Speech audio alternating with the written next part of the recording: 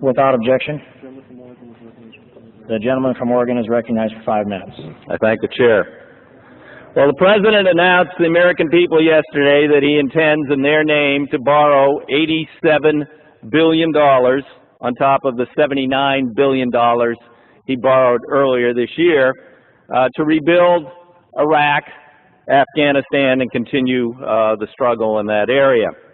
Now, I would hope that the Congress this time will choose to scrutinize this request. The last time, the President just breezed through here, and the Congress said $79 billion, no problem. So I would hope every penny will be reviewed.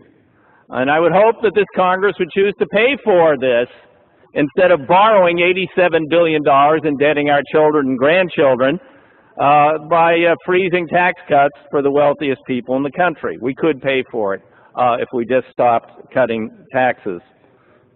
But I really want to focus on part of that the President proposed. $20.3 billion on top of $2.5 billion he requested earlier to rebuild the infrastructure of Iraq, to build schools, electric grid, water and sewage, oil infrastructure, transportation, communications, housing, public buildings, roads and bridges, and money for the police, fire, the first responders. Now, we're going to borrow $20.3 billion in the name of the American people, and we're going to send it to Iraq to rebuild their country. Now, it's not long since we heard from the Bush administration that this would be free. The architect of the war in Iraq, Secretary Paul Wolfowitz, told the House subcommittee in March, Iraq could generate 50 to 100 billion of oil revenue over the next 2 to 3 years. We're dealing with a country that can really finance its own reconstruction, and relatively soon. Mr. Wolfowitz is somehow still in good standing with this administration, despite the fact that he was wrong by about 100 or 200 billion dollars here, and the American people are going to be asked to pay for it. Now, it's time for a little fairness and equity here. I've introduced with Rahm Emanuel from Illinois a bill, the American Parity Act, which says if the President is going to request $20.3 billion to provide jobs and rebuild the infrastructure of Iraq, schools, bridges, roads, highways, water systems, and dredge supports, all things which he's not funding here in the United States, then we should have dollar-for-dollar match the American Parity Act and put people to work here in the United States and invest in our infrastructure, roads, and bridges. Now, I had someone saying to me, well, wait a minute, you're proposing to make the bill bigger here to borrow. Yeah, but you're right. We would be borrowing $20.3 billion to invest in our nation, in long-term projects, putting people to work today, but also investing in roads, bridges, highways, water systems, things that will last us for decades. Now, I don't object to borrowing money to invest in America and to put people into work in America. But I have a real problem with borrowing $20.3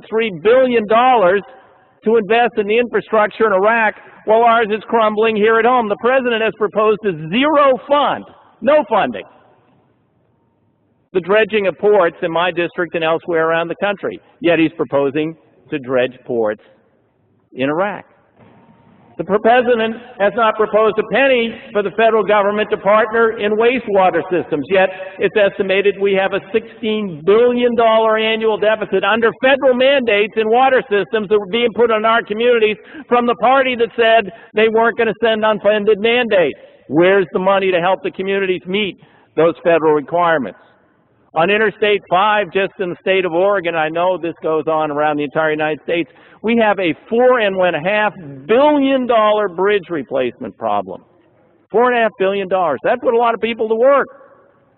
But the President is telling the Congress that there just isn't money to put into the roads and bridges and highways here in the United States, and he's trying to reduce the spending. We're at a stalemate over a new transportation bill because the President says there's no money to pay for it. But somehow we can borrow $20.3 billion to do those same projects in Iraq. When is the President going to propose to either fund or borrow the money to fund similar projects here in the United States of America? With the American Parity Act, if we're adopted as part of his proposal, we would fund dollar for dollar comparable projects in the United States, putting tens of thousands, hundreds of thousands of Americans to work and provide some fairness and equity and at least some return to the American taxpayers for their borrowing. But I fear that this administration and the leadership of this House is not that interested in funding infrastructure work here in this country, but they're perfectly willing to borrow the money in the name of the American people to rebuild it in Iraq. That's a sad day for the United States Congress. I yield back the balance of my time. Gentleman.